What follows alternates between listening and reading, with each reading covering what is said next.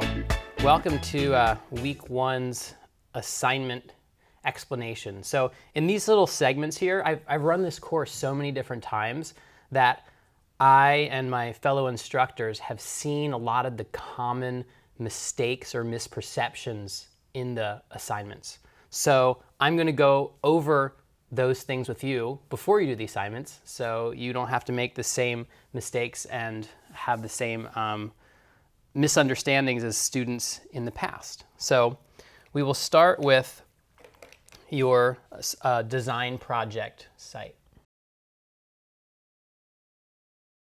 So there's just a couple things that I want to point out with this. When you choose your design site, you want to have physical access.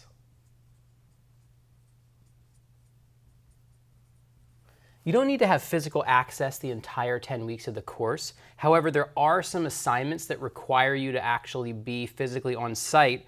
And also, as far as the observation and really being on the site and being able to do your design, it really helps to be able to visit the site.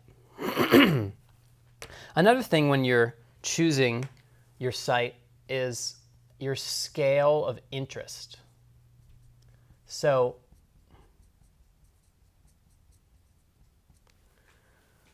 when you imagine yourself as a permaculture designer, do you imagine yourself on a large, expansive farm? Do you imagine yourself in a small balcony garden in an apartment, a suburban lot? What scale do you most want to hone your skills on?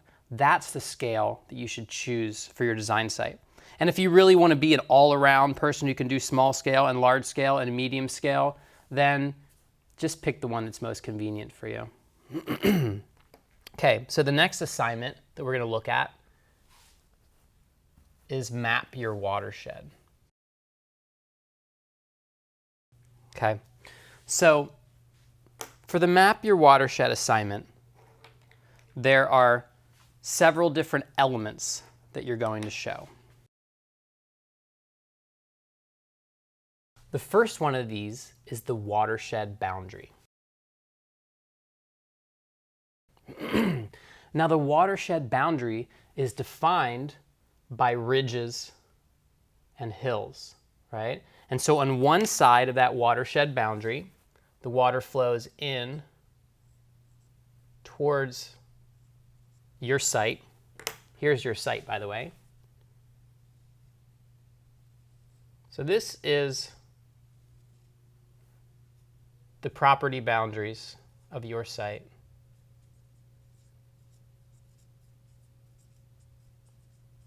And the idea is to place it within the watershed.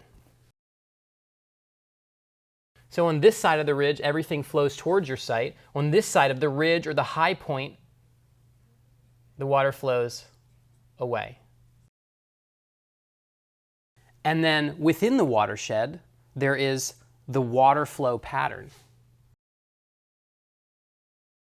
And the water flow pattern is shaped like a tree. Your property boundary is basically some sort of square or grid or rectangle that is placed over this watershed pattern. And when you figure out where your property boundary sits within this watershed pattern, there's a lot of things that become clear to you, right? So why is this important, right? Well, one thing is, it tells you the hydrology. So if you're here at the bottom of the watershed, there's all this water soaking in, there's a good chance that you have a lot of fast-moving water going through here, and what is happening in your upper watershed will affect the way that the water flows through your watershed. Also, the soils. As we're going to look later on, soils are distributed oftentimes through water. So where you are in the watershed is going to tell you a lot about soil characteristics. And then in some climates where fire is an issue, how the topography is laid out, the steepness, and where you are within that system, the watershed often, fire is moving up the watershed. Fire is moving up. So these are all things we're going to talk about later on in the course, but I just want to give you a little bit of context of why you do this. There's a few more things I want to point out, and that are the links. We have links at the bottom of the page that give you different tools to perform your watershed mapping. So those can be really helpful, especially if you're stuck. You can actually put your address into some of these mapping applications, and they will actually show you some scale of your watershed already. And some students actually just do that and turn that in. And that's appropriate if you put your site within those maps, because really the point of this assignment is to place yourself in context within the watershed. Now there's lots of different scales of the watershed. I mean, this right here is the watershed of this point right here, right? Yet this entire area is the watershed of this point right here, right? So watersheds are like fractals. You can look at them on smaller or larger scales. Another thing I want to point out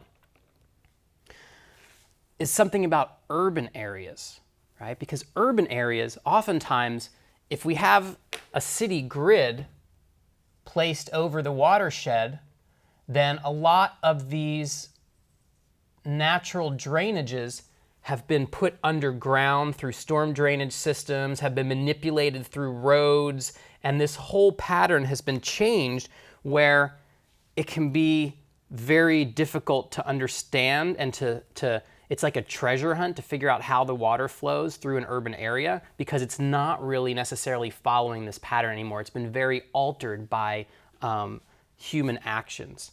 So in that case, you may actually not be able to figure out really how the water is flowing with the amount of time that you have for this assignment, if it's really deeply obscured by underground drainage systems in urban areas. So it's something to be aware of.